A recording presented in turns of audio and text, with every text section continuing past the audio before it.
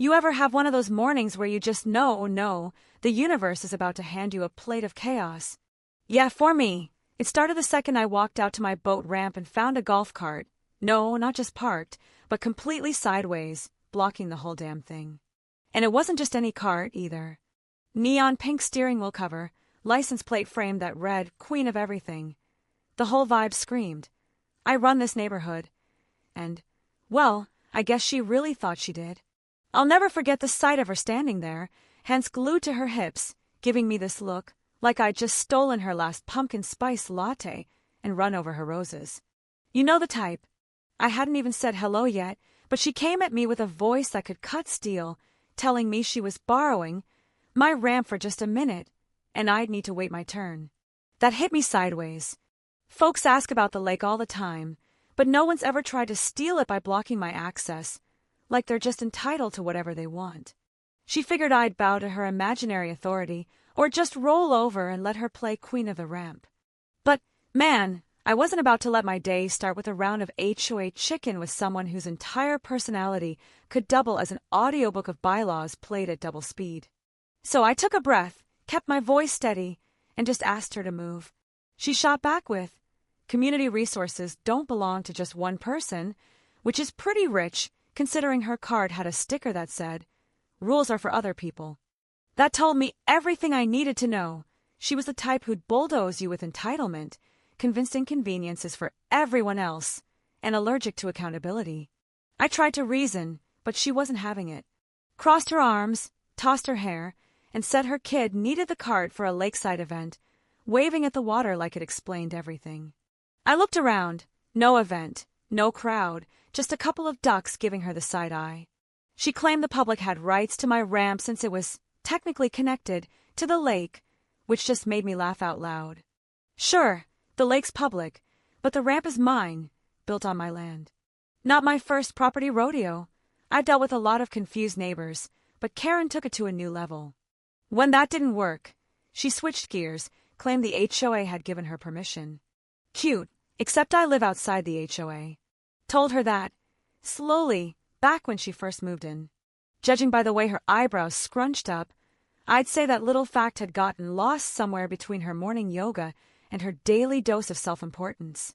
She insisted the HOA has jurisdiction over anywhere you can reach on foot, which, if she wasn't so damn serious, might have been funny. When I stepped closer to her cart, she barked, "Don't touch. It's new, it's expensive. Don't want dirt people messing it up." I nearly lost it. The ramp is always muddy after a rain, and her precious cart was already sinking, but she was too busy giving me a leadership seminar to notice. I decided right then, let physics do the talking. She leaned against her cart, one foot sinking into the mud, still yapping about community values, blissfully unaware. I didn't say a thing. Sometimes you gotta let people walk straight into their own lessons. She declared she'd be just a moment, jumped in, and mashed the accelerator.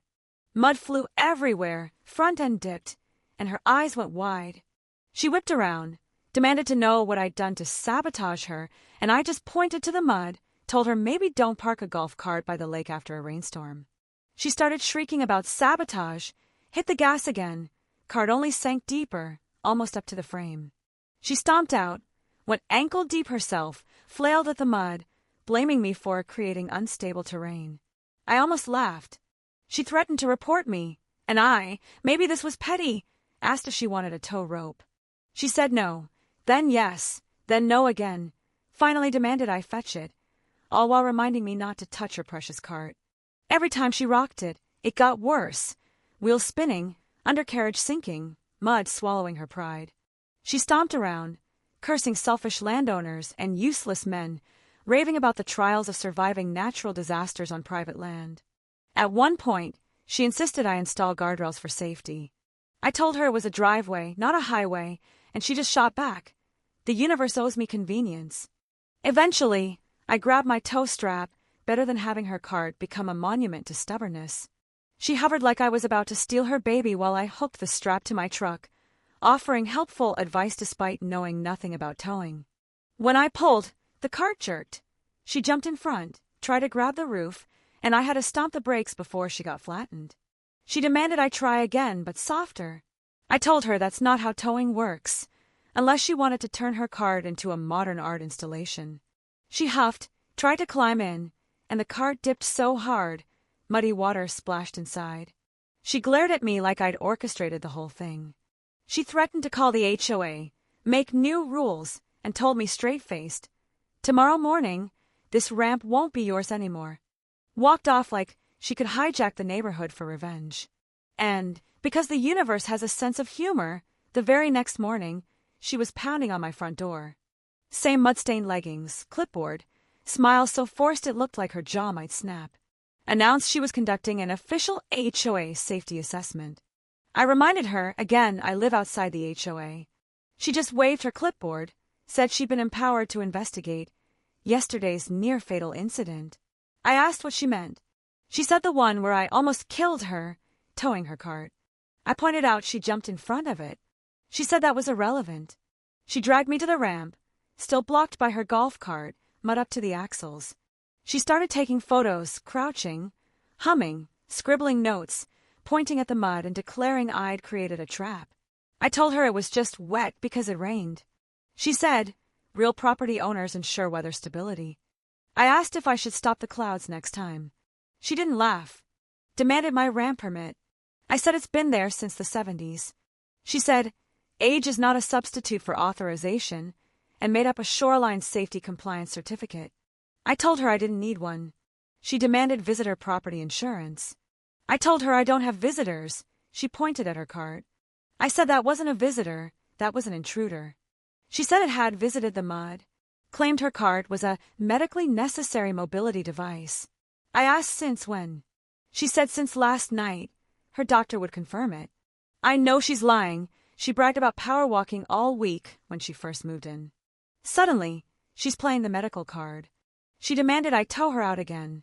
I told her not unless she signed a liability waiver. She gasped like I'd insulted her ancestors, refused, and stormed off, yelling that the HOA would be in touch. Sure enough, that afternoon, the actual HOA president, Terry, showed up.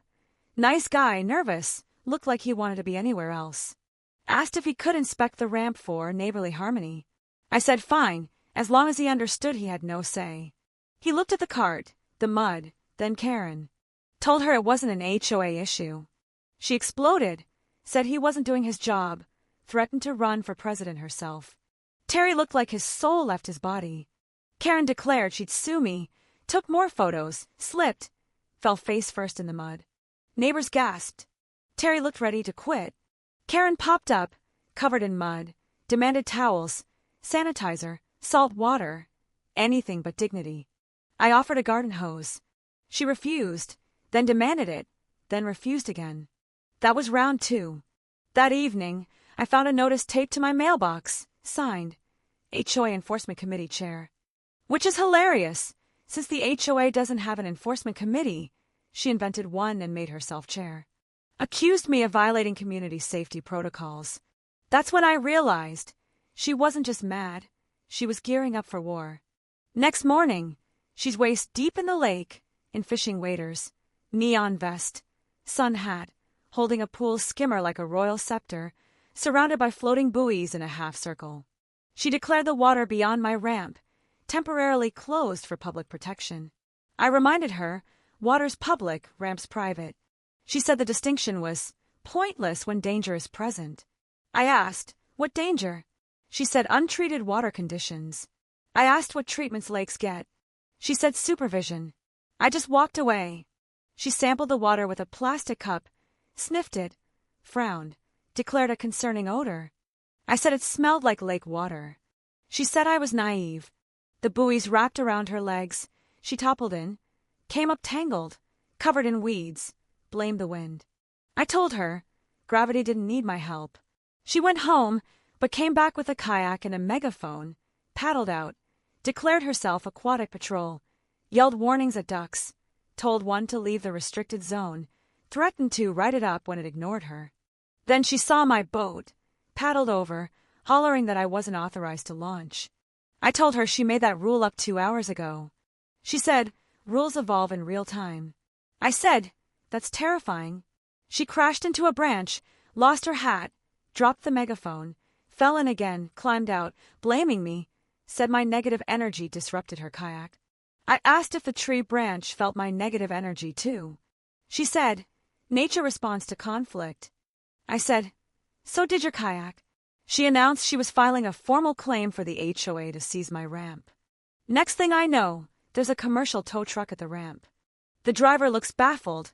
Karen's waving paperwork, demanding the cart be rescued. Driver tries, cart won't budge. He refuses to brake it. She threatens to sue. He shrugs and leaves. Karen stands there, screaming, covered in mud day 2. Next morning, I find 3 laminated signs on my driveway, immediate inspection required. Hazardous shoreline facility. Signed, Committee Chair Karen, in font big enough to signal a midlife crisis. I pulled them up.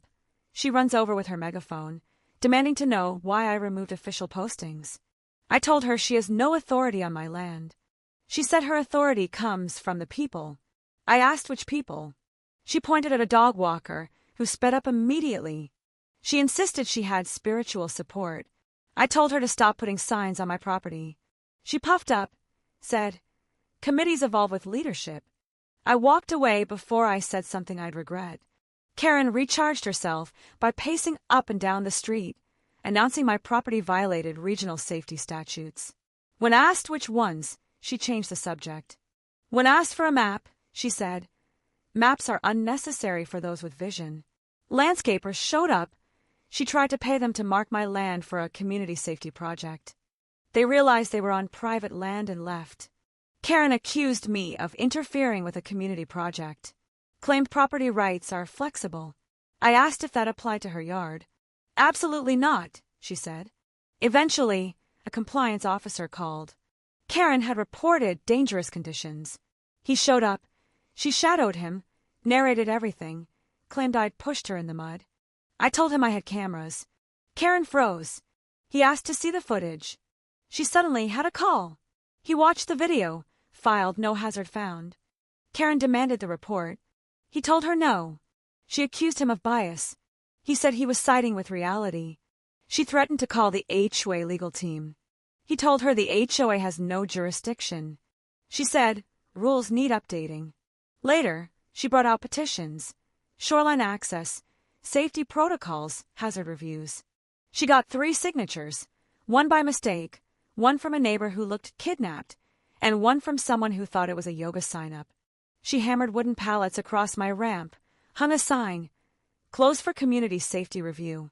I told her to move it. She said, moral obligation overruled legality. I said the barricade wouldn't last the night.